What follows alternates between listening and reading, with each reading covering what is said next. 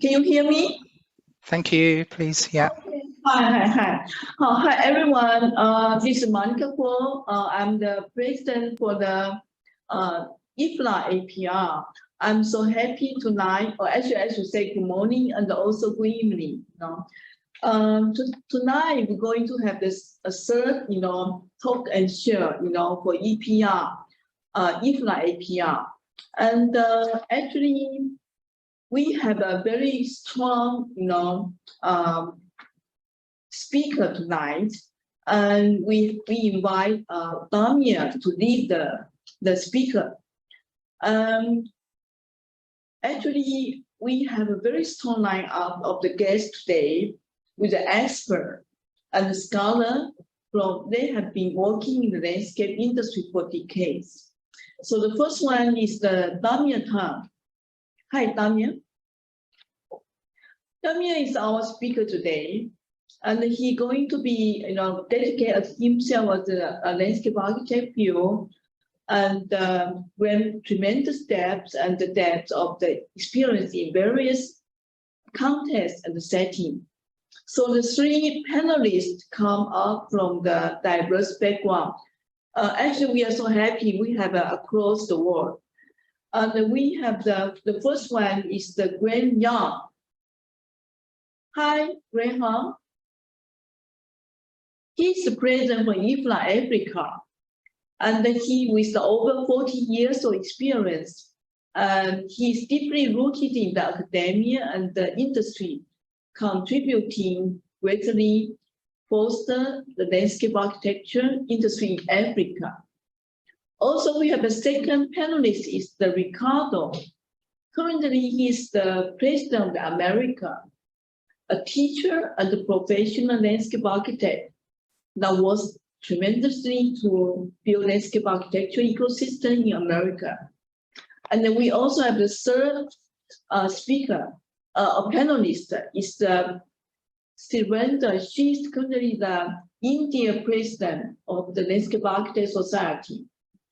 And in India has always been active and advocate in the landscape domain in Asia Pacific region.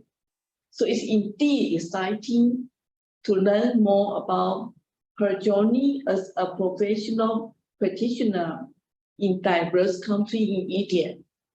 So it's really an honor, for the APR region, we can invite all the panelists and the speaker almost across the world.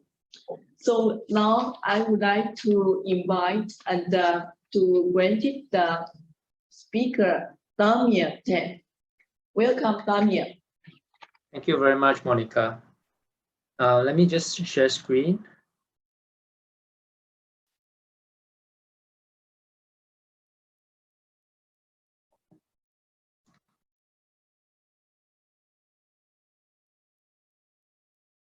Okay, I hope everyone can see my full screen, right? Okay, thank you very much, Monica, and also thank you very much, the panelists who are here today.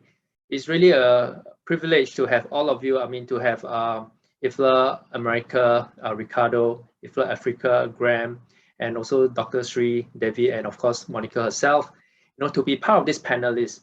And the reason this whole setup of panelists is involved is also part of, some of the works and also the active interactions that we have since the time when I was the president for IFLA Asia Pacific region, and even now they are for Ricardo and Graham is also working closely with some of our activities, and especially one that we all know is the IFLA APR Awards, which is just happened this year, and the results will be out during the Congress. So today the topic is really about how do we empower ourselves in the professional association. At the same time, it's also for me to highlight the roles of professional association and us as the voluntary member or even council member, and some of you are also in the leadership position, be it in the chair, as a chair, as a president, or even a working group member. I hope that there are things for you to take away tonight, and I really want want to make this session as lively as possible, and also hope I can share through some of my experience. And later, if there are any questions, feel free to ask anyone or even the panelists. So first of all, there is no one-size-fits-all solution to run a professional association or any non-profit organization, as we know. It all really depends on the context, the time, the challenges, and the constructs of the environment, people, communities that you are in every stage in time. So, well, today I humbly share the experiences and insights that I've gained over the years in voluntary services. I wish to let you know that this is just part of my journey. How I dealt with it and the choices I made here in life in all these services can be very different from yours, and there's no right or wrong. This session, maybe for you, as I said, to reflect, ponder, ask questions, clarify, inspire, hopefully, or maybe just listen out of interest what it means for you right now at this point in time in the position that you serve, the organization that you are in. So, but what is important in this session is to first understand the way National Association functions, the rules, the typical stages of development, the trends, and even what are the mindsets, skill sets, and even tool sets we need to keep it sustained, and how it can benefit the members we serve. So I'll be sharing on how each and every one of us who have volunteered into the organization play an important part in contributing every part of the process. Very importantly, three rules to remember. These rules are important because it holds you to your purpose and reminds you of the integrity you need to upkeep. So the first rule is the professional association or the non-profit organization is founded for people to fulfill the cause of our work. That's the first rule. The second rule is, it is what we stand for and who we represent. And then the third one, it was founded to upkeep the quality, standards, and promises of excellence and integrity with the above two rules in mind. So you actually think about it, whatever, all the mission, or the value statement, or vision statement that you have in everyone from national to regional to even, the world, it is sticking to these three rules. Now, very often, association go through years of development from the time it is founded. And clearly, we know when association, when it's first founded, is emerging and growing in the first stage. Any prospect member would ask, why do I need you? The values, proposition, and benefits, maybe the upfront ammunition you will need to try to convince people, and when you try to pull in, membership. So we need to know, why do we set up this group or organization in the first place? Sometimes, unlike economics, it is not a direct demand and supply thing. A demand and supply is derived from the interest of profit and gain, but we are not in the business of that. Rather, it is akin to cause and effect. As many would say, because if we are, for example, I'm in Singapore Institute of Landscape Architects, we have passed that stage. Never mind. But I think what is important is for some of you who might start to think, from what I know, there are some individual members within IFLA who may just started to want to set up and have individual member with us, and may want to start to grow your own association, during this time. So it's a good way to actually check in on this question and ask who our target audience is and why do they need this. And at every start of an association, there is this ambition to grow and become stronger. So this emerging stage is short-term. However, if your association does not have what it takes to grow, it can take it can stay emerging for a long time. And that is not healthy. Eventually, members will leave and see no value to stay longer. Therefore, do not be satisfied with short-term achievement, like when you first have few members on board and so on. But sooner or later, members will start to ask the following question: why should I continue? Have I really gained from what was promised, or will I lose out if I quit from it? And sometimes these kind of questions may even emerge during the developed stage. So when you are at the developed stage, members start coming to you to seek support on advice, issues, and many other areas. They will ask for your support, or maybe a voice from the profession over a policy or issue, or whether we can influence as a fraternity over some important issues that, whether, the current state of affairs is facing. But in order to reach this stage, we have to be well organized internally with a clear structure. It is important to have clarity of your organization, our position as a fraternity, and the role we could play. Hence, our mindset is our mission and values, and this mindset should speak in everyone. So I would like you to think about this for a moment. Let's say when you buy into the idea of a professional membership and you see the value and you see the values of it, but sooner or later you realize that, what if the organization is disorganized? Would you continue to renew your membership? If members start to see the association has no say or influence over issues and policies, members will also begin to see that there's no value in keeping up with the membership renewal. So these are really real questions and even experiences that we may have gone through before. So while words and promises may be made or established in the beginning, there should also be a structure and actions to deliver those promises. So this is when we have to look inward and do our housekeeping to satisfy all hygiene factors and have a good but adaptive organizing structure when we are at the emerging stage. And also we should get ourselves better organized in the developed stage. So I will come back to the word adaptive later. So now, very quickly, let's look at the typical stages of development for a professional association. As mentioned, it is crucial to focus on inward organizing, during the first stage, the administration, the housekeeping, and the structure of the organization. At the start, the association has no fund or even limited funds, even with few membership numbers. Your membership fee may not cover you in organizing any event. So this is when leverage becomes important. The point of leverage is to minimize costs and increase opportunity. So opportunity to be heard and to be seen. We need to leverage through bigger organization, big events. It could be some other landscape association or even say architect associations, leverage on talks, seminars, organized by fellow members and so on. So when any of our member or your member or senior positions, professionals speaks at seminars and events, get them to introduce themselves as a member of your organization and place your organization logo at the end of the slides. Build the publicity and profile you need for your members. Do not ask for any returns at this moment because you're still growing. This is not the time to do so when you have no negotiating power. The only returns you should ask for is probably the exposure and the subsequent communication of what your organization has been a part of. Your logo need to be in, your website link and contact need to be in.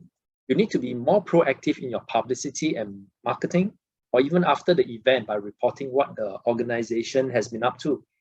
So even if the event organizer did not promise or deliver the promise of exposure you wanted, it should not stop you from creating your own if you have been through it. The more exposure the organization and the members get, the better awareness and subsequent confidence the industry will get. So all this comes with little cost, but have cumulative effects. Many times when we get invited, we are invited under our company name or our own credentials. But if you want the professional organization that you are in to grow, find a way to actually credit to them. It absolutely costs you nothing because it is a non-profit organization and you have every right to actually just include some of this free publicity, so-called. And if we hold it well, we'll begin to gain trust and confidence. So as we come to develop stage, it is a stage where we get steady numbers of members or corporate members under our membership. Please bear in mind that the stages are not distinctly clear in reality. Even as you're developed, you may be underdeveloped in some other areas. So setting the right priorities matter, and we need to be clear of our strengths and weaknesses. So as we begin to grow and develop, we should start focusing on outward organizing. That is the governance of the professional body. So you see the difference here. One is very inward because you need to set your own housekeeping, everything right. And then after that, this is when the next stage you have to start moving into the outer things, which is the governance of the professional body. So at the developed stage, we should have the structure of governance to run the professional body and address issues and policies. Usually at emerging stage, we would be knocking doors on other organizations or public agencies to be heard and asked to be invited. But at this developed stage, hopefully we should be consulted or someone start knocking on our doors and be approached on matters associated with the profession. And depending on how much you have grown, by now you probably have fund to organize some events like awards for your members or packaging your information and knowledge into, say, monthly newsletter and so on. But this is also the time when you need to be prudent with your fund without getting too complacent and try to do too many things. This is also the time when we should begin to be brand conscious, because the brand marks what we represent and should represent the standards and knowledge we stand for. So you should create a brand that speaks loudly for your organization. And then with that, sponsorship, collaboration becomes opportunities to tap on. Therefore, you can see from mindset to skill set, this is moving from mission and values to tapping on expertise and even senior experts in your industry to be part of your team or even just advisory, so that you can tap on the wisdom and others can listen with confidence as well. The building of these skill sets also translate to recruiting more volunteers into the council, committees, and working groups. This is to support the organization, advise, organizing, and also delivering more values for the members. Now, many of us may not be aware that actually committees and working groups are not the end solution to getting things done and having actions delivered. Everyone needs tool set to help them to be productive.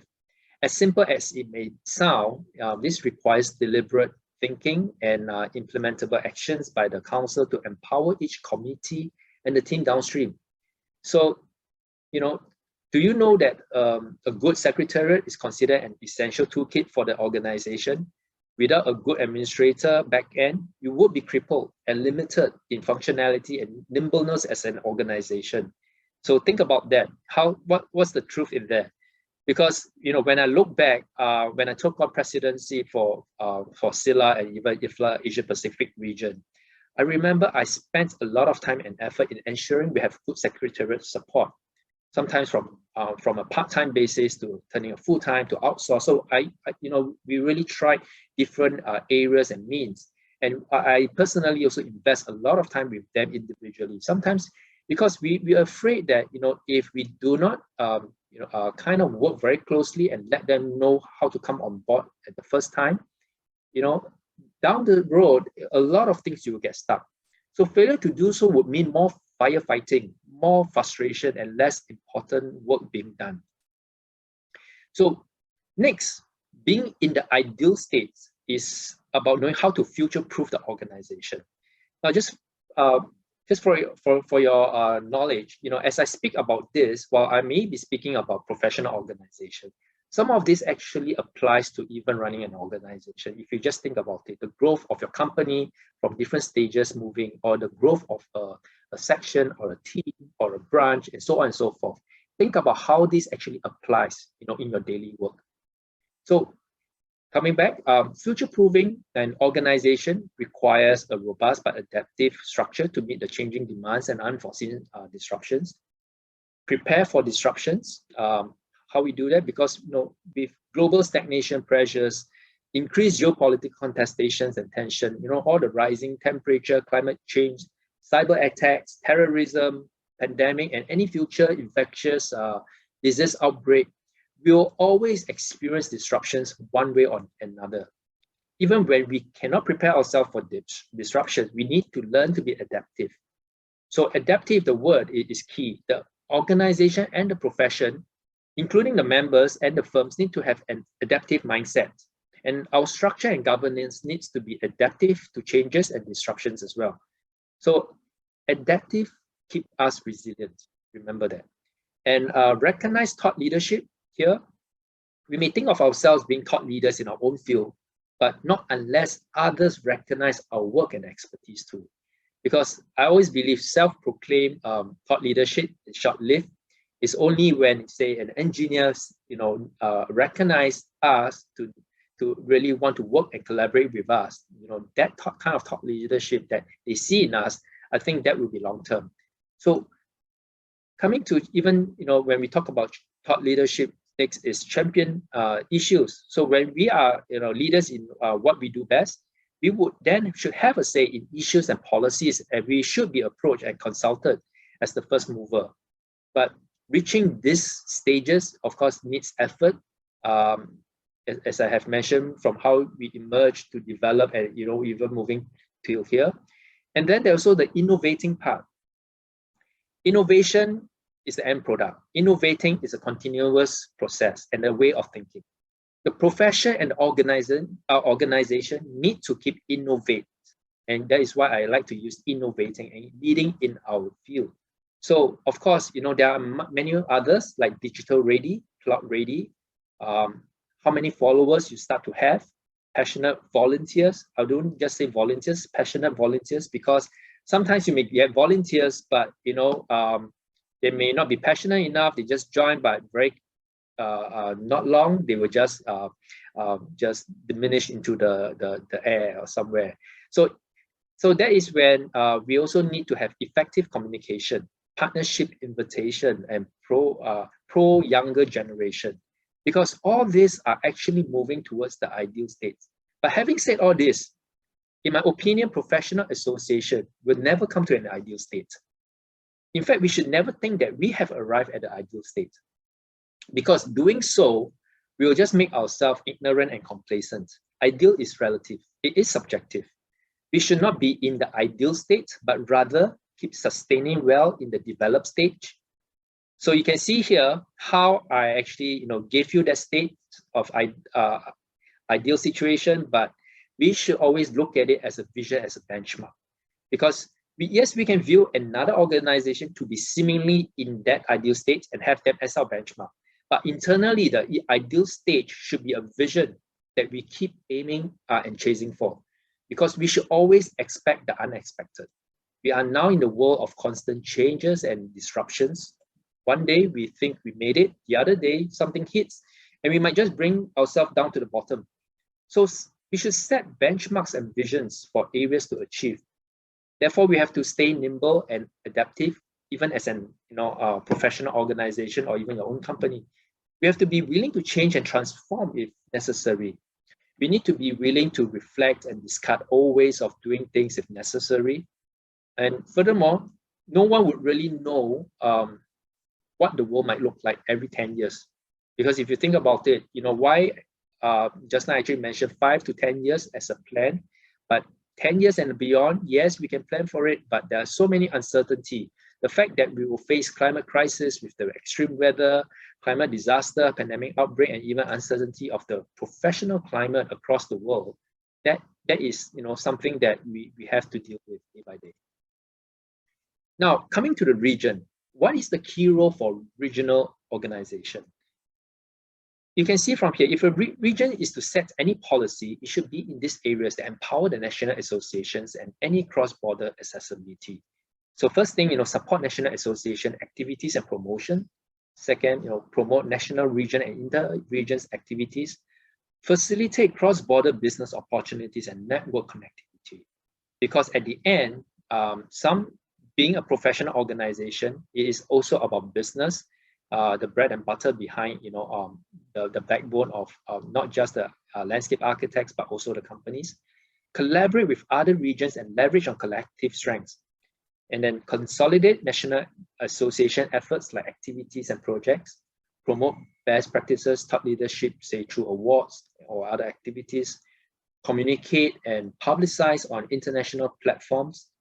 Encourage national associations to establish the following 3 things: bilateral relationships, bilateral collaboration, and bilateral recognition.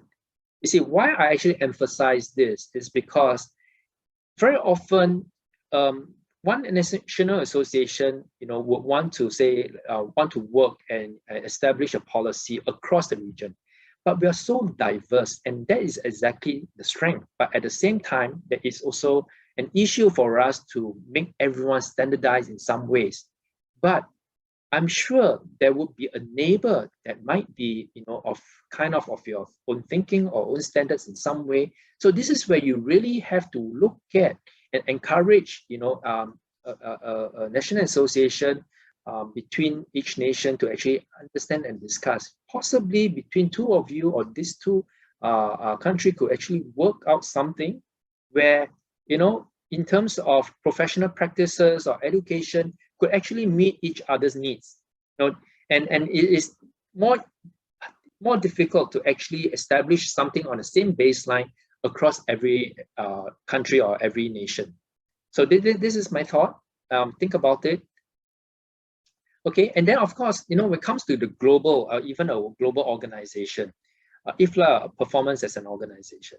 So someone have actually asked me to speak about, how is it? How does IFLA actually perform on a global level? Of course, these are just perspective and based on some of the conversations that I actually talked to people over the years, and this is what came out. And these are perception comments, and I actually consolidate together.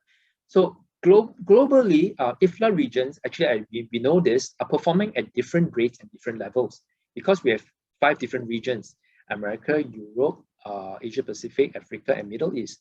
So in education, IFLA Americas and IFLA Europe are performing much better than Africa, Middle East, and some part of Asia Pacific region.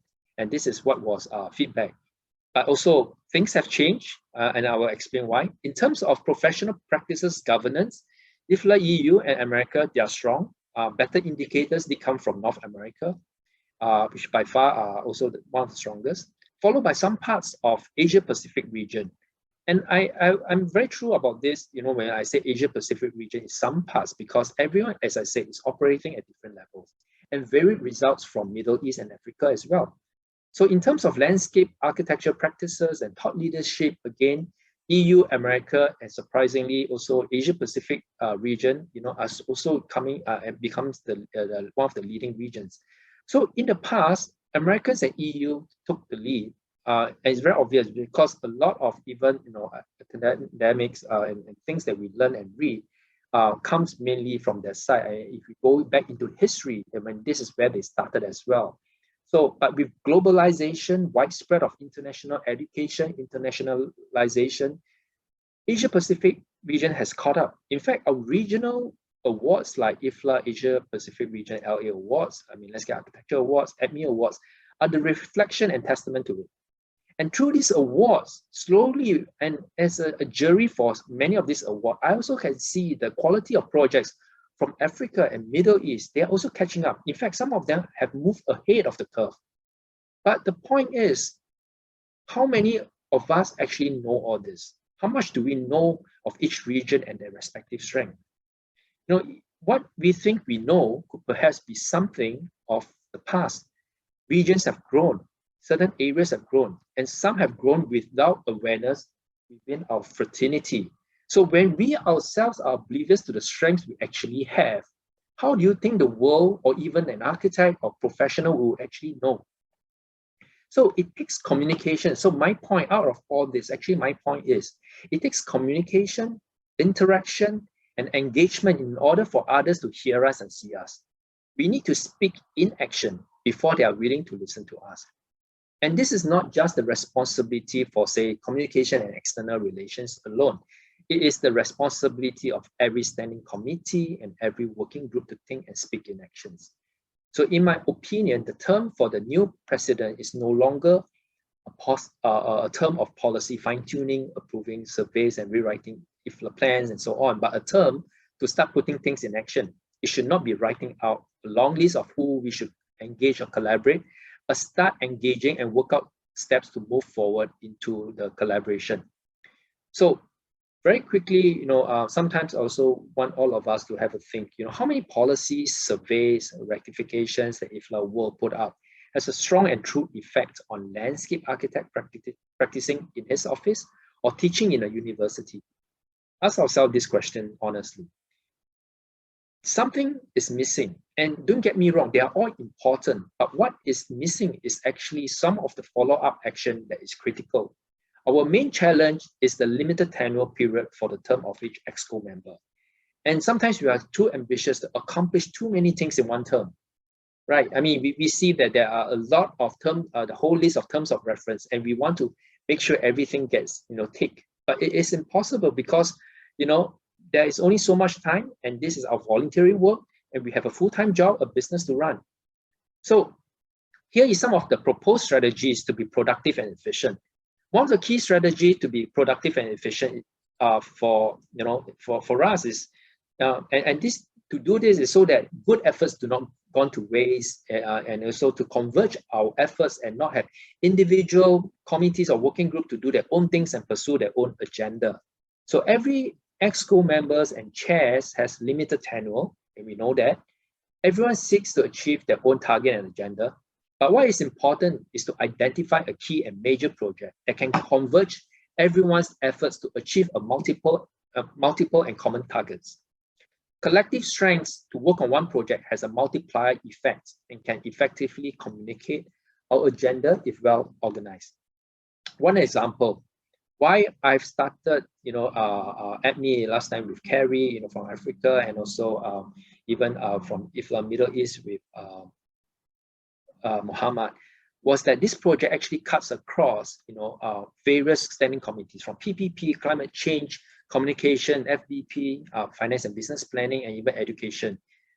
Post-communication and education of the best projects could also be widely communicated and used as educational materials. It helped raise IFLA and the members' top leadership and best practices. It advocates, its advocacy actually is translated into real action and project. And the collaboration even furthers the outreach of the members to across the world. So, but convergence of efforts is one thing. There's also another side, divergent. How we diverge efforts to expand network and connections. All regional presidents, standing committees, and working groups should expand the network of IFLA in the respective area and strengthen these assets over time. Bring them on board the region and the world database and start growing our outreach. Just like an individual, if you want to grow your business, you need to grow your network. Your network is your net worth. Without the reach you need, it will be hard for us to reach out to prospective partners. And with this connection, it is the job for everyone to strengthen the relationships they have established. Lastly, alignment. It's the collective strength and wisdom that speaks loudly across the fraternity. We should align all communication so that we all speak the same tune and be recognized as one body of IFLA. This can easily be achieved through website communication in every national association with, even in the web page or website with just one very standardized tab or one standardized page where, things can be aligned and everyone have that. And that really speaks loudly for IFLA as one body. So after the different development stages of an organization, how do we measure success at every stage? Have you asked this question? Do you know that the success for national organization or regional organization, even global, lies in 4 key outcomes? What do you think that is? So, sorry, I think I missed out one. Okay, never mind. It's awareness, influence, relationship. Maybe I'll let the 4th one be of a surprise. Okay, after the different development stages. So this is where the next slide. Okay, awareness. Awareness is about having a presence and knowing their presence. We want people to be aware that there is this profession called landscape architects or landscape architecture. There is this professional body in Singapore that represents landscape architects called SILA, for example. There is this IFLA Asia Pacific region, and then IFLA is the world body. So such awareness enables others to approach the right profession for the right advice or an individual level, your awareness to others. So if you actually measure your success, what is the awareness of your contribution, of your knowledge, of your expertise to others who will come to you for advice? For a firm, it is about knowing your company existence and the kind of projects you have, or the nature of jobs and awards you attain. So that is why we have awards, student competition, climate change talk series, newsletter, and so on, to have people aware of what we know and what we do and what we advocate. And certain areas of activities and achievement is to have people aware of how good we are in some of these areas, whether it's individual, company, or as an organization. So if you look at the left-hand corner, you should also be aware that creating awareness for the profession does not lie solely, again, not just lie solely on the communication committee, but it's the responsibility of all the standing committees and the regions down to the working groups to the national association and members. Then we have, after awareness, this is, having awareness is only the first stage. And this is an ongoing work because you will always have new people, new issues coming into the picture, and you need refreshing information to remind others of your presence. But you see, many people may be aware of what we do as landscape architects and what we are capable of, but probably aware of IFLA, as the global body. But having such awareness, does it change the way you influence in some countries, some areas in the eyes of another profession? So this is where the outcomes of influence is distinct and different from awareness. There are certain course of actions that needs to be taken in order for us to gain respect before we have the power to influence. Our governance needs to be strong to gain the trust and confidence of members and external entities. This means we need to have a robust and adaptive internal structure. We are being observed and even monitored based on our integrity and reliability in delivery of our promises. So there must be an accreditation system in place and empower those who have not done so and progressively strengthen this system.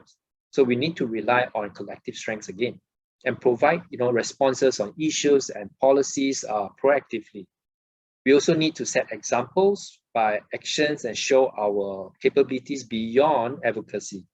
So as landscape architects, we think as landscape architects, but we need to expand and have collective wisdom and minds of respective sectors to even sit in our board to provide strategic advice. Because this is where I remember that, last time, how I gained the various different perspectives of organization leadership is sitting in other boards in fashion industry, in furniture industry, in all different industries. And then you can actually get a wider perspective of how things are run and how challenges are actually, being dealt with. So, yeah, and then the next one is relationship. The success of a professional organization lies in the relationship it builds with other organizations and entities. It is not purely about network that counts, where other is aware of our presence, but an ongoing relationship is needed to create trust and confidence so that collaboration can happen and subsequently lead us to having the power to influence and be consulted when the time comes. Very often, key and strategic relationships needs to be forged at the highest level and sustained over a course of time with regular exchange and interactions. But the success or failure of such relationship often lies in the endurance of exchanges and dialogues. And also, sometimes the responsiveness and actions to be delivered from global to region to national level. So this relationship needs to be aligned at every level so that we could forge that sense of mission and integrity as a global organization. Now, one common mistake is that we may want to build many relationships at one time. And that is not supposed the way to be, because even for a newly elected president, which we are happy that Bruno now takes on the newly elected president for IFLA. For him, there are only 2 terms maximum, and he needs to prioritize and strategize. I believe he would know this, where relationships are important for the target and vision he has for the organization. So it is not about promising to build relationship with every NGOs or every other professional organization. Instead, it is a strategic relationship that needs to be established to help us accomplish targets and work plan that we have for a specific time. But of course, ongoing relationship can be built with other entities. It can be a long-term plan and roadmap for the succession of the organization. Because when we build too many or contact too fast with every NGO, if you cannot sustain it, the second time when you go back, it is more of it's harder to sustain, and that relationship has not gone into a strengthening and it drops out. It is an effort wasted. So I think it is a rethink to see what are the key relationships, who we want to build with the right partner or the right NGO. Okay, next slide. Sorry, it is three outcomes. I actually mentioned 4. Okay, pardon me. Okay, so What are the derailers? Now that you know all these stages of developments and the measurements for success, what do you think are the derailers that will set you back? The answer is our own people. Yes, while our people is our greatest asset in voluntary services and leadership, they are also the biggest derailers when it comes to the downfall of any part of the organization. The key thing to note is because we are all volunteers. That means none of us is paid. Remember the rules in the beginning. Yes, we are in this purely because we believe in the purpose and we try to hold on to the integrity as long as possible. But you and I would know if your full-time job called for you to rush a deadline versus a deadline hanging on the side of an association, you will put your time and energy on the former. Why? Because you are paid to do so, while the other does not. So derailers happen because we are all volunteers. Of course, some would say it happens because we are all human beings. But what I want to emphasize is the fact that our integrity has nothing to do with whether you are paid or not. Think about that. Integrity is about what you say you will do and you do it on time. It is what you stand for, the word you give and the promise you made is the integrity that others see in you, and you should be respected and highly valued for that.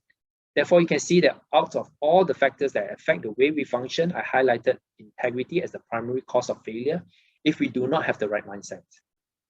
So how do we overcome it? So it's about integrating life with professionalism. Do we compartmentalize our full-time job, our voluntary job, and our life? I mean, I believe sure you can compartmentalize, but you should only be doing so in order to be disciplined and productive, and not compartmentalizing such that you allow one to succeed and the other to fail. So we are all professionals. Surely we know what professionalism means and what it takes. But have you considered leading life with professionalism? It means being serious about life and being serious about areas not considered your full-time job or what you are only paid to do. If you need to be serious about rest, go rest. If you need to be serious about sleep or play, go sleep and go play. So you need to be disciplined to achieve all that, to take time off things that you should be doing and promise to do in order to maintain your health and your integrity in life. That also means showing professionalism in your family and to those that are things that matters to you. Therefore, if you take on a position as a chair of a committee or even a working group members, use your skill set to create value for this post. If you need additional skill set to fulfill your work scope, go ask, go find out, and self-learn what it needs to accomplish. Sometimes there's no easy way out, you know. And the next thing, tool sets. Every professional needs the right tools to get things fixed, just like a carpenter needs the hammer to drive his nails into the wood.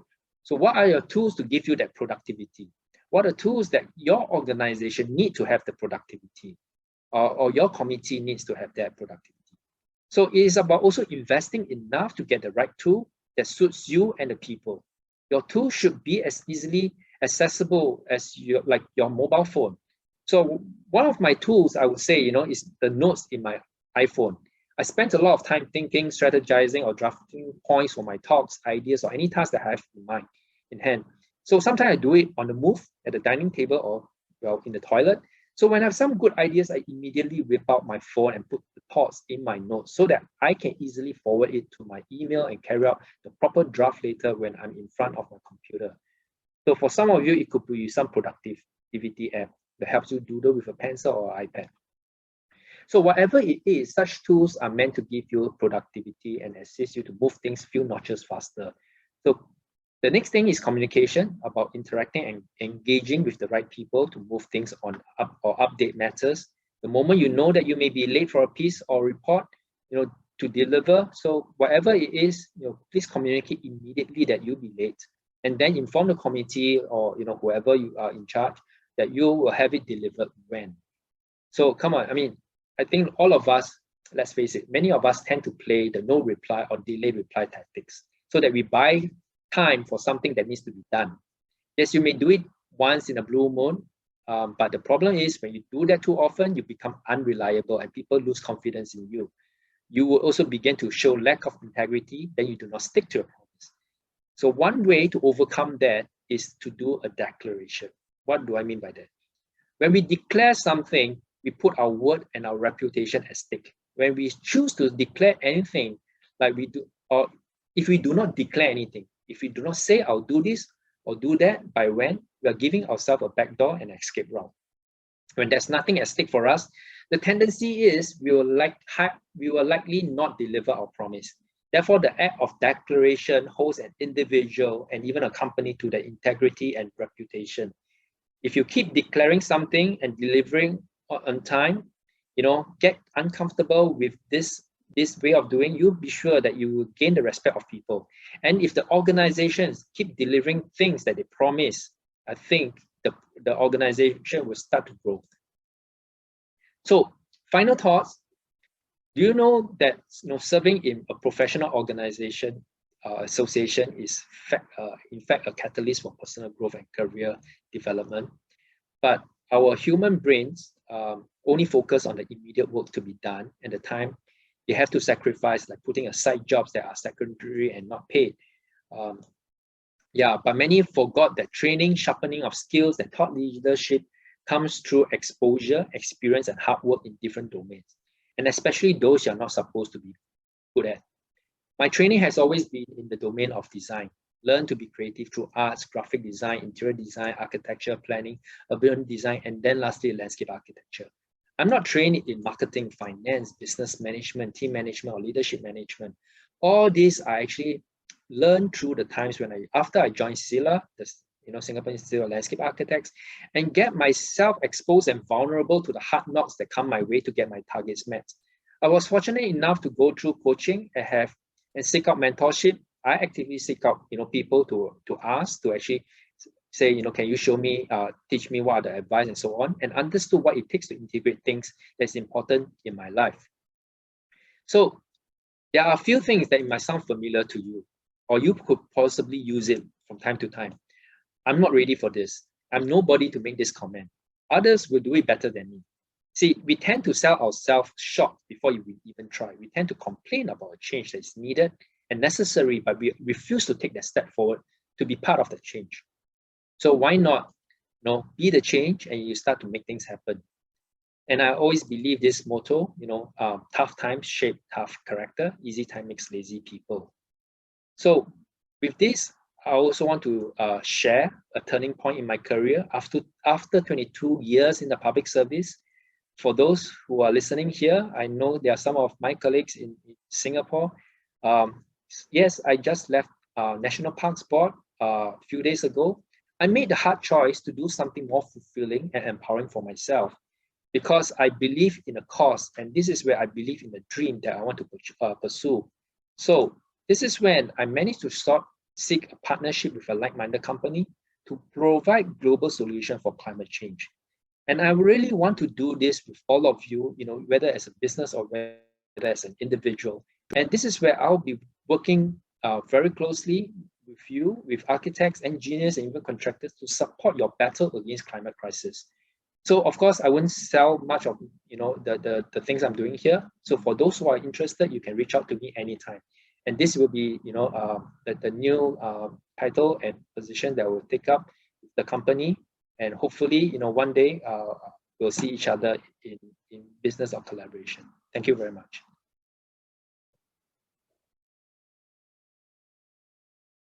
Damian, I'm so shocked you left, the government officer, and so congratulations, you become your own, professional practitioner. But to me, tonight, your talk to me is like a eureka moment. We are always belongs to some organization. To me, I'm also the member of the Zonta International. So when we join one association, we do have one very important event we call like professional on-board trainings. So I think your talk to me, or also to all of us, is so important. No matter you are an individual member, association member, or you are the leader or a committee chair, or even you are the president, I think we have to know what is our opportunity, what is our commitment, but also what is our determination to serve for this organization. So I really, appreciate your talk tonight, although only 30 minutes, But tonight we are so happy we have so many panelists. We have people from America region, also from the India, but also from the Middle East. So I welcome all of the panelists gave the feedback to Damian's talk. I think really, to me, so more because I think he really talked from his, deepest heart to serve as organization, no matter he is a government officer or professional practitioner, or even just a single individual. So who going to be, feedback first? Hi, maybe I can start off. Great. Hi, Graham Young from South Africa and president of the African region. Damian, thanks so much for a very succinctly well thought out and directed talk, which very clearly sets out what it is we're trying to achieve and how we go about doing that as volunteers. And I particularly like the 3 stages that you sort of suggested. And as you say, they're not succinct, they are quite integrated and flow one to the other and backwards and forwards. But having said that, just one of the things that occurred to me while you were talking, and having been involved with volunteer associations for many years, the one concern I have is on the continuity, because we only serve 2 or 4 years or whatever it might be, depending on the organization. And often a breakdown in all of what we're trying to achieve in terms of the vision of the organization can happen when the continuity between one exco leaving and the new one coming in. How do you see addressing that issue? Here in Africa, we're looking to formalizing that at least the president stays on as part of the exco going into the next session, so that there's a history and background. But what are your thoughts on that? Continuity and the sustainability. Once a lot of steam has been built up in one particular session. Well, okay, thank you, Graham, for that question. While I have my way of thinking, but I believe Bruno, who is capable of also talking about this question. I know he's in the audience, but I think I think we all want the best for the organization. So we have to identify, if what is the pillar that actually holds the organization together? What was a few key things? There could be more than 1 or 3. But we have to really identify the key pillar of things that actually, holds the whole organization together, and whether there needs to be any structural changes to any of it, and whether these structural changes actually does it affect many things down the road, and whether these pillars also needs to change dramatically across every change of the exco.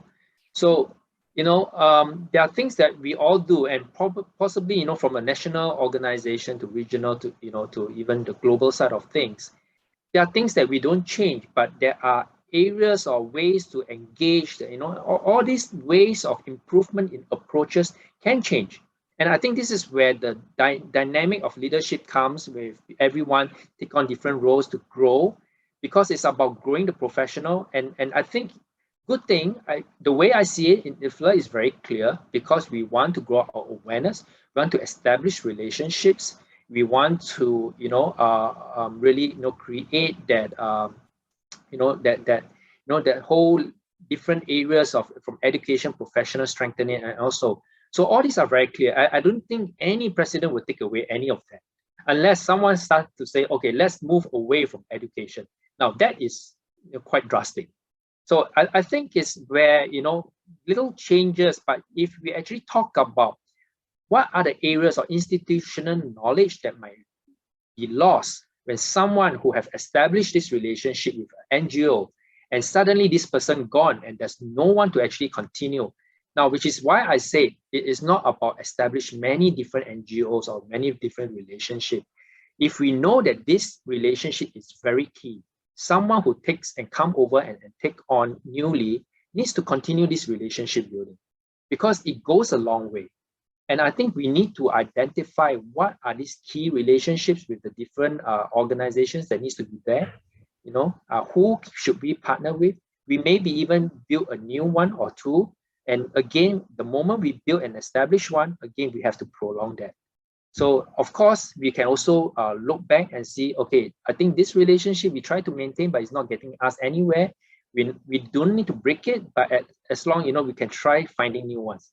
I'm just taking one example like that, because I possibly can't, you know, say how to do it. But of course, when it talks about institutional knowledge and passing on, I always think that it's good to have a previous exco to be, you know, kind of advisory at some point, or even just inviting them to actually share, or we are, if they are open of us tapping on their knowledge, you know, if the new one comes aboard, can we, you know, get to you, and hopefully everyone is willing to share so that it continues, and it's the same goes for the other one, the future ones.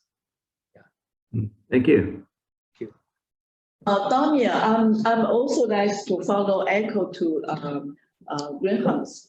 Like, do you think this kind of position and you believe as a leadership, you know, for an organization, does that also influence by the culture or different, you know, society?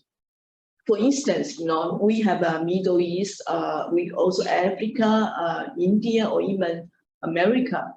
Do you think in different region and different geography, different nation, they have a different thought, and we interfere, you know, with different kind of what we call the obligation and the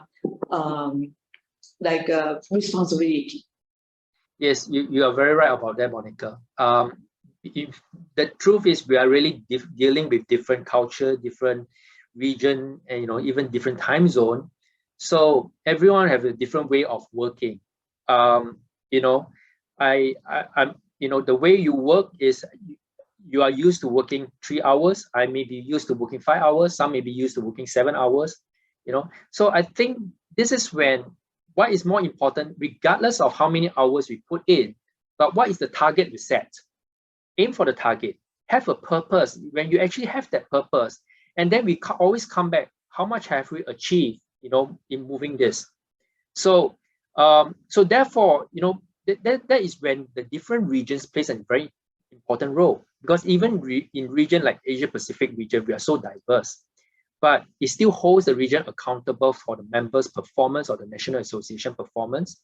And which is why, you know, we have the constitution to aim for establishment of legal entity and so on, because we aim to have, you know, the regions to do more and with the National Association, in fact, through grants, to sponsorship, to collaboration. And this is where the legal entity actually works. Without that, you know, you can't actually establish some of these things. So what I'm saying is, let the regions set that out for IFLA, because then this is where the IFLA as the global body actually monitors and actually hold regions accountable for some of these things. But they are still in control. It is just that who is accountable. If not, you know, the head will be, the top will be too heavy to manage everything, and everything just needs to spread out, you know, accordingly. Yeah. Going to be back,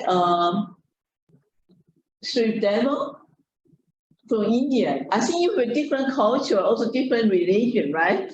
Please. You're muted, Sri Devi. Sri Devi, you're muted. Sorry about that. Okay. Yeah, at the end of the day, we are all, you know, we have all live on one earth, and we all are human beings first. And so I think we have commonalities and a common way of looking at things.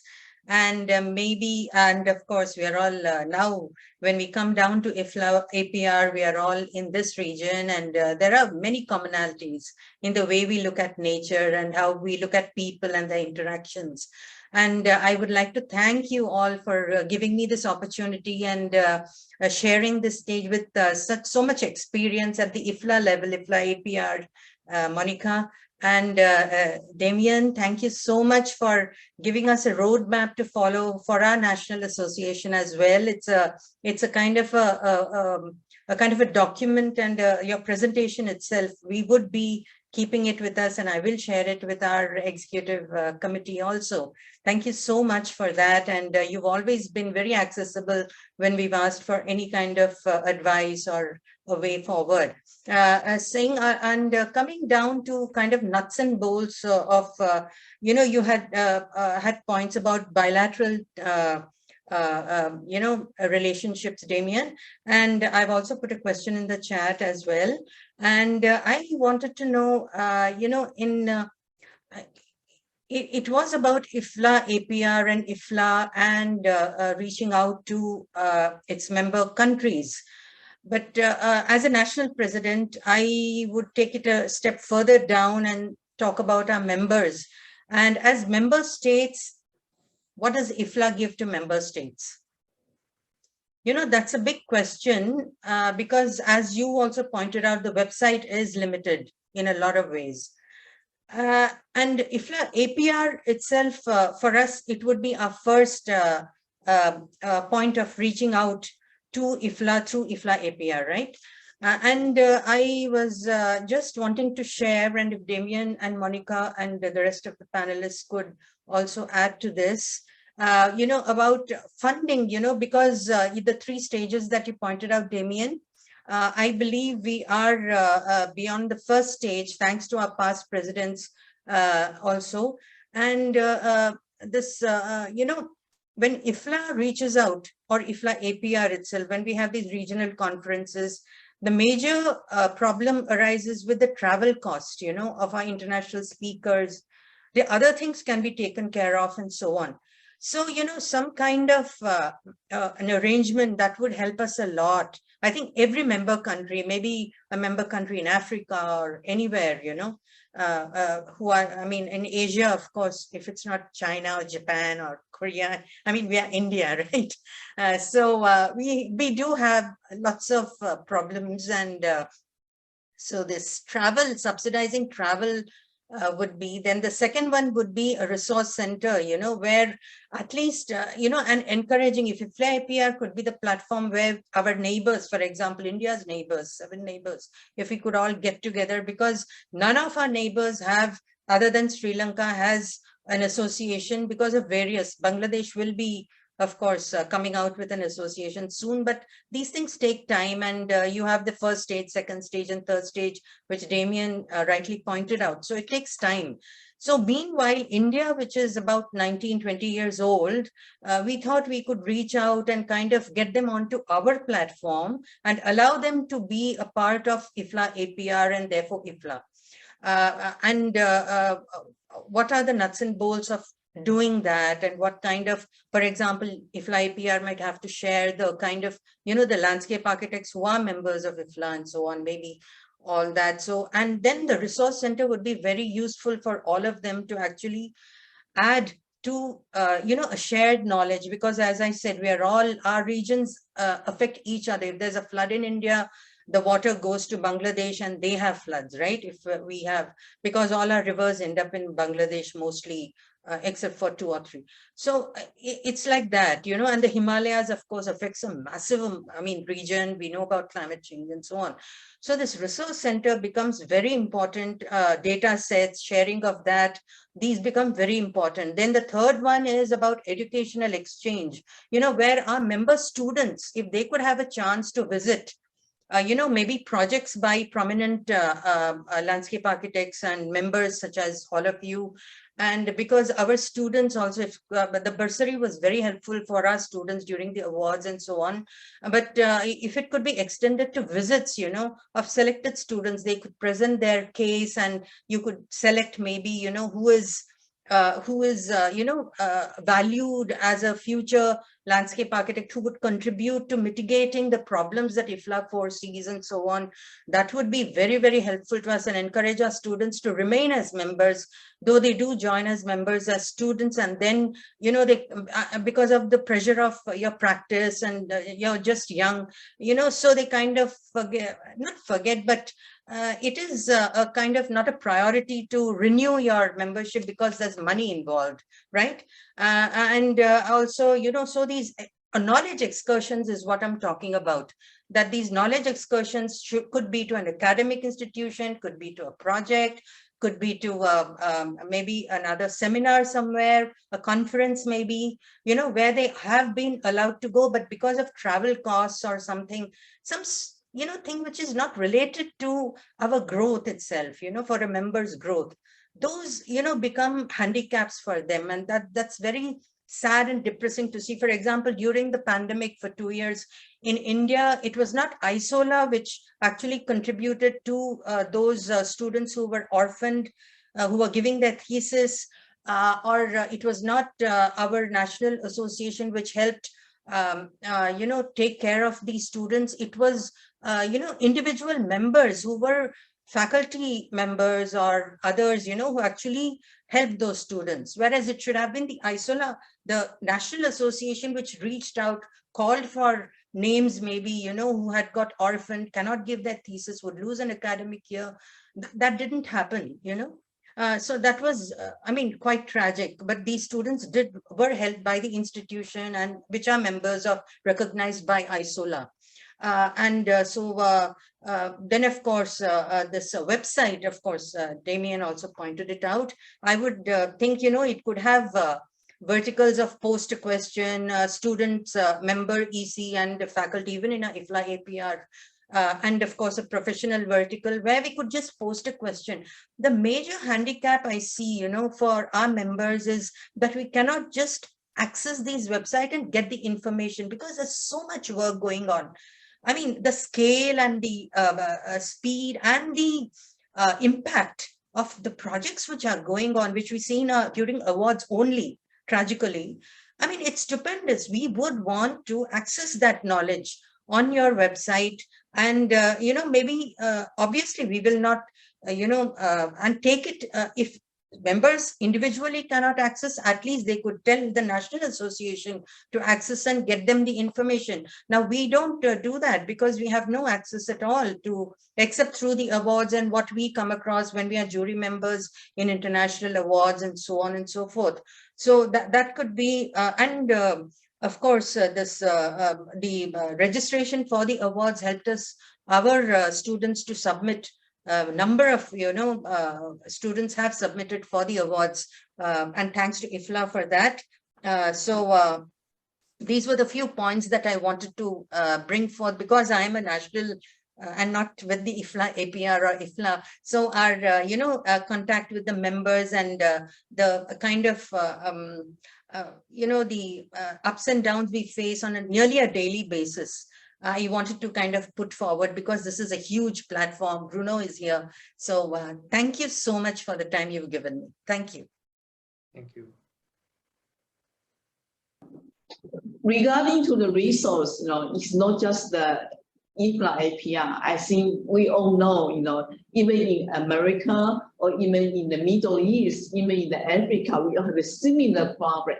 So maybe we go back to Damian, you know, how can we help the new generation? And then we go through the networking, and then we have an international workshop, and then we can give them a kind of support. In Damian, we also have a YA, right? Young, Young Landscape Architects Alliance. Right, okay. Right. Can you explain that more? Yeah. Okay. Let me just quickly address Dr. Sri Devi on one note. Understand the lack of resources, which I know a lot of associations face. Now, I want to introduce this concept of a triangle, a tripartite relation, collaboration. Okay. Take one association who is growing, who have, you know, no idea how to grow or want to leverage. I use the word leverage. So, and then you partner with a bigger organization that may not have the money to support, but have the so-called influence to support you. It can be IFLA, Asia Pacific region, or even IFLA as one. Now, add another player into it. Now, this player is the one that have money. And you need to find out who have the right thinking, like-minded company that's willing to support, hearing that, well, I know you're local. I have another international big organization that can back you by promoting it, by letting you know, because of, you know, your thought, your vision could be for a business and whatsoever, but they have the money to support an event. So work out this tripartite relationship, and there are many things you can explore. And I just want to just throw you this concept, because this is usually how things actually get started. It could have more relationship, but before complicating things too much, you just think about these three. One that you can work closer with and you can trust is because of the contact, like us, or the World Organization that you leverage because of name. And then the other one from the business side of thinking about that is, I want to reach out to people. I want to reach out, because I'm in for the business. But if you tell me, you have the audience for me, I'm willing to set up something, and this is where everyone has a win-win proposition. So I think this is a concept that I want to take you on, because I have used that for SILA before. I've used that for IFLA Asia Pacific before. And this is something that I thought, is worth exploring. So think about that. I will leave that. Now, on Monica's point about the YLAA, the Young Landscape Architects Alliance. Now, the reason I said that a few years back, because I see the way to go for the future is on the younger generation. Yeah, and it is an alliance that we want to quickly, form and grow the network by just having, all the students or young professionals to come on board. It's not even a committee, standing committee or whatsoever. It's just a network. Because again, we want people to know about us. We hope that through this network, we can even find future leaders from there. And luckily, we do, have some future leaders actually already with us. So I think this is very important, and it's about the future. If you actually even look at even all the some of the convention or even the COP26 and so on and so forth, we started to engage young people, because the young people is the future for us, whether they come in or even the voice for them to even speak about something. So in any organization moving forward, younger generation, is the one to actually start to be focus on. They need to learn the ropes is one. They need to grow the association through exposure, and we need to find ways to do that. And which is why I also have volunteered myself in the student competition, because I see this is a sector that I also want to volunteer myself in. I know it has come a full term. So again, I would wish people to also take on the chair of the IFLA student working group, chair, and also learn from there and grow the young people from there. So I think there are a lot of things that we need to do for sure, but we need to know what the key things that is the pillar for our organization, and the young people is definitely one of them. Well, Monica, yeah, okay. Yeah, Ricardo, I'm just curious, as American region, I think people will say you are more developed region. So maybe you are, or I can say rich, but you are less of the, financial, constraint. So maybe can we have some sort of networking, around the world to do something to help the remote areas in students? Okay. Yeah. First, I want to say that I'm very happy to hear about Africa, Asia Pacific, and India. It's a great opportunity. So I can suggest a new name for these activities: Hear, Talk, and Share. And I think that this is the spirit that IFLA must have. So I'm very happy to this activity. I talk about the, yes, about your question, Monica. Yes, the young people here in America. Before, America, we have in America a different level of the profession, because it's not surprised that the North, it's a really developing countries about the discipline in landscape architecture. Canada and US, it's a different level if you think about Central American, Caribbean, and South America. So in South America, we are very young with the profession, at least 30 years, and in Central America, there are a few programs. So we have different generation in the student professional. It complicates this kind of situation. And I talk about this and add a new perspective about the diversity, because global, regionally, and even locally in each country we have a diversity. Yes, and the tradition, culture. So I interested in the vision of Damian about the unity in the diversity. Thinking in the governance structure and this kind of things, because we invest many time in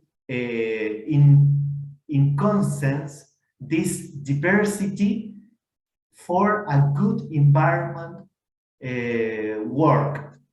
So it's very important to me know what do you think about the unity in the diversity. Good. I think actually I really appreciate Damian. He today he kind of elaborate many issues, also in very wide spectrum about as a member of a volunteer for organization. We do have a lot of obligation and responsibility, but as a volunteer, sometimes we don't know how to dedicate or devote our energy, our resources, and also even our knowledge. So I appreciate Damian. So Damian can also feedback to, we have 5 regions. I think each division have their different problems, but they have different opportunity and constraint. Maybe because in next week we're going to have a congress in Korea. I really love this kind of issue can elevate in terms of our global council. So Damian. Sorry, I didn't catch your Monica, question. can I? Oh, sorry. Yeah, please, Graham, Graham, please. go ahead, Graham. Yeah. I'll just be quick. I just want to follow up on Dr. Rao's comment on sharing of knowledge specifically with students and the projects out there that we would like to know about. I don't know if you're aware of it, but IFLA Africa recently started an initiative called the African Landscape Network. It's a web-based initiative which highlights projects that have been developed in Africa. And when people upload onto that network, that platform, they have to explain how the project has developed along SDG lines, Sustainable Development Guidelines from UNESCO, as well as our African Landscape Convention. So from a teaching kind of point of view and for students to access, it's still in its early days, but it's up and running. That would be a resource that is certainly available. And I've put the link in the chat so people can see what that internet link is. Thank you. Thank you so much. Yeah, thank you.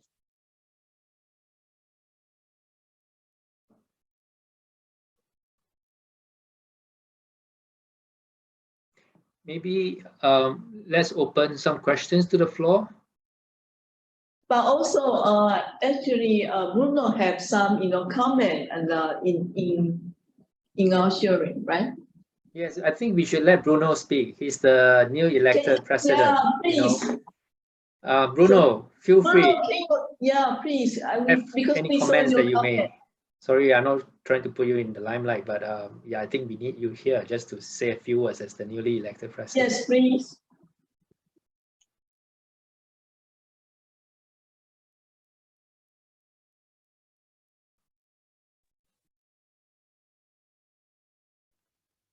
Or maybe we'll give him a few minutes until he Okay. comes on. Can Bruno hear us? You're going to tech it now. For him, Damian, you can feedback.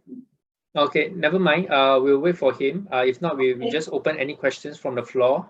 Yeah, So all right. anyone can just type in any questions, or are there any questions that we missed while I presented? I can't see the chat just now, so yeah, you can feel free to please type in your questions again.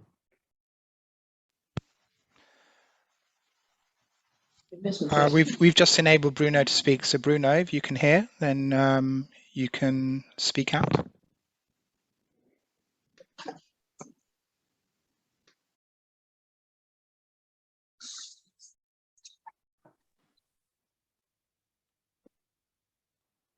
Hi, Bruno. Oh my God. No, that's Carrie. Kerry, you've come up as Bruno. Oh, that's what's happened then. You invited me to unmute instead of inviting Bruno to unmute. I'm wondering if is Bruno with us, or has it maybe been you that's been with us all the time? Ah, but why would I be showing up as Bruno? Because Bruno sent the link. Bruno sent me the link to join. Okay, no worries. Let us just any questions from you, Carrie? Yeah.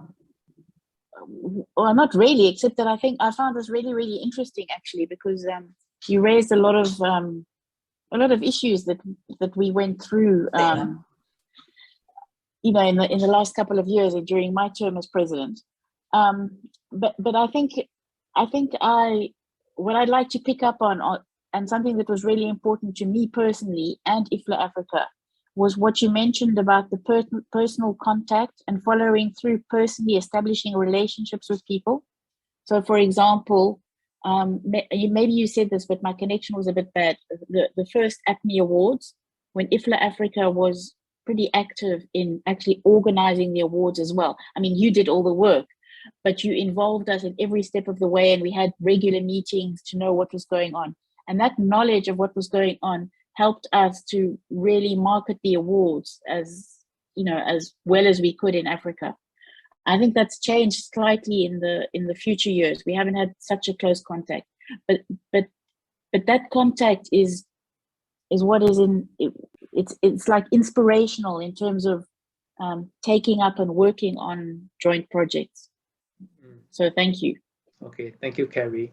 So I think just let me just add a few points there. This is when, you know, when we have a successful program or activity or partnership, I think the next new president also, you know, needs to understand that what are the things that actually have kept a relationship going.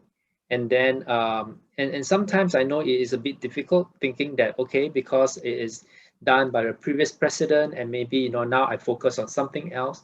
So that is when, just now answering Graham on continuity, that's why the continuity needs to be aligned from the past president to the current president and the future, so that, you know, and all it needs is to let the current or the new president to know, okay, this is a successful, you know, activity or awards or whatever that is, please continue, because they help both way, both region to grow in this sense. So I think with that, I think that is when, you know, again, you know, it's about sharing the continuity and agreeing on it and aligning it. I think that is what matters. Yeah. Damian, on that issue, I just think it might be a good idea. I'm not exactly sure of the Constitution. I stand to be corrected if I'm wrong. But in terms of that particular point, the legality of that point, I would like to see both in IFLA Africa and at IFLA Central that the immediate past president actually sits in on for 1 year after the new election occurs, just for that background and that continuity. We've done that informally here in Africa now, and it's been a huge bonus to have, you know, all that history, all that background right there when you need it in our meetings. Yes. Yeah. Well, you can bring that up to Bruno for sure. Okay, I think let's open up questions to the floor. Anyone? Hi, Nam from Thailand. I saw your message.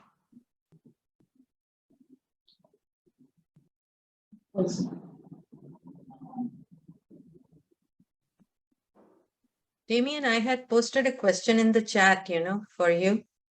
Oh, what? Sorry, I didn't catch it. Maybe you just want to just say out. Okay, I'll read it because I don't recall.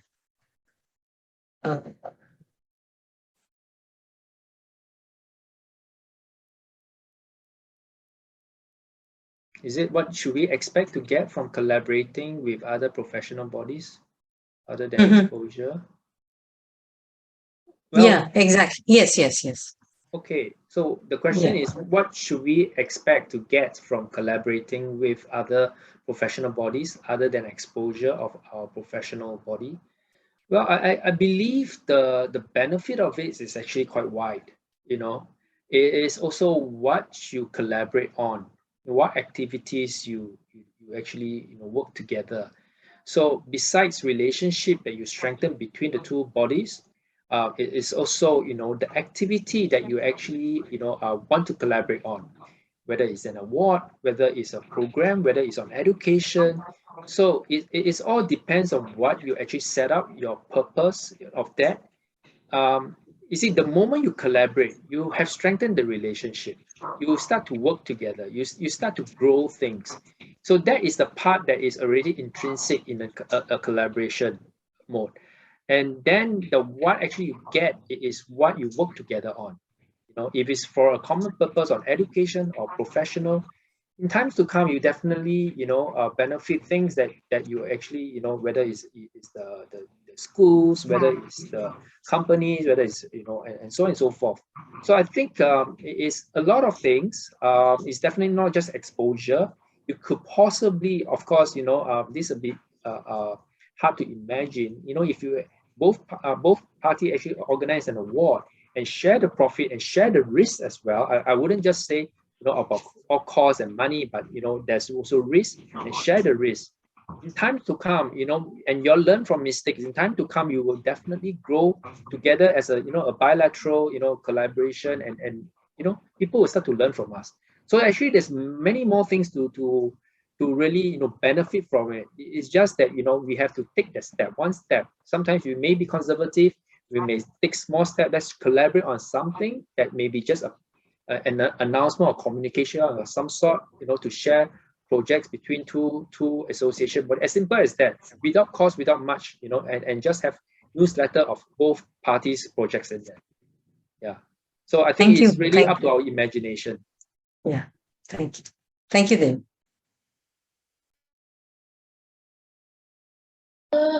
From the floor.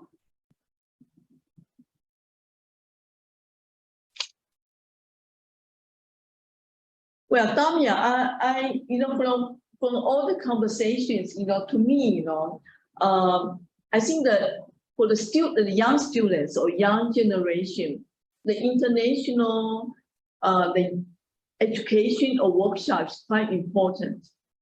But I wonder, is it possible? We have 5 regions, so maybe for each region they can offer some like a summer camp or like a few school during the summertime or in the winter time. We can rotate it, or we can really join together. And I think as an APR, we need to do this. But maybe in between the Africa or America or even the other country, do you think it's possible to do something like that? And we can really reach out to get an outsourced resource, to supporting the students to join together. And especially for the current like international climate change or other issue, I think we need to do some action, for the young students. Well, the answer is anything is possible. Yes. It is how much time we want to invest, and then you see that there is the ambition of going wide and region to region and so on. But even if we can start by between association and association, or even few coming together, who is willing to actually put in a few members to actually start this, as small as that. And I think it's really possible. It is just the commitment. As I said, the moment we start, it has to be committed. Because if anyone just drag and say, things change, I think we can't commit, that is when the collaboration doesn't pull through. So I think it's about, who is willing to come down, and you work out the resources needed. So a lot that there needs to be planning as well, and also who we want to put. And ultimately, I think you have to work backwards, the timeline, things that is ongoing, and so on. So I believe, again, anything is possible. It's just whether we have to sit down, work out the program, who to manage what, and then we can move things definitely. Yeah. But if we think that we have a fear of it's too big, so we can start small. Yeah, okay. Understand. I really, I can catch you. You say we have to understand, within the 1 term or 2 year or 4 year, how much we can do, how much we can accomplishment. So it's really, I think it's very, frankly, and it's very practical. As like leadership was a president, we only have 2 years a term, but we have to make our, goal more effective and more realistic. That's why I said, that's why I share about converging, converging into something. Say, if we want to do like a collaboration on students, a workshop or things like that, then, converge that it can be part of a PPP thing where the professional come in to share with the students. So sharing of practices and things with the students, the professional gain from it, the students gain from it, and then, education side. And, it's all about how you converge a few communities project into one major project. Yeah. So, and then for that year, let's say, let's work on this together.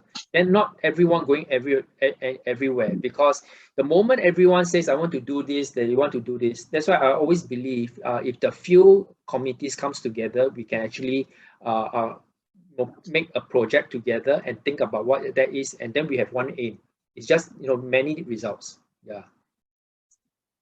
Okay. So any other want to do the feedback, to the topic today?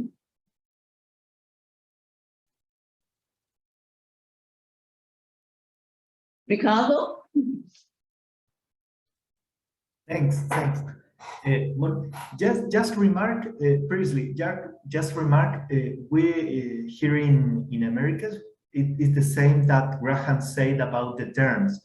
We keep the experience and background of the past president in the EXCO. So it's really necessary for transfer to the new president all the things about the structure of management and all the things like that. So I think it's essential that point about the experience, and this is a great challenge of the new EXCO, IFLA EXCO, because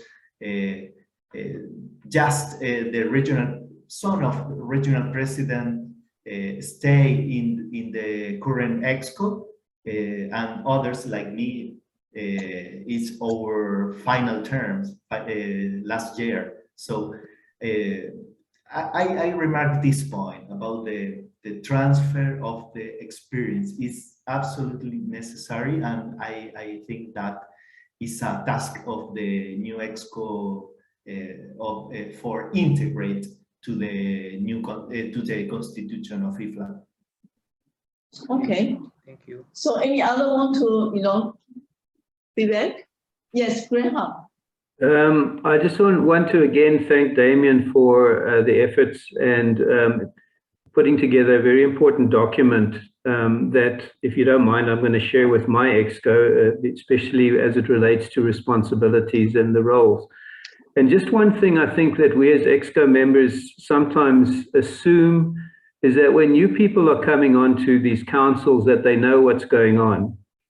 They don't.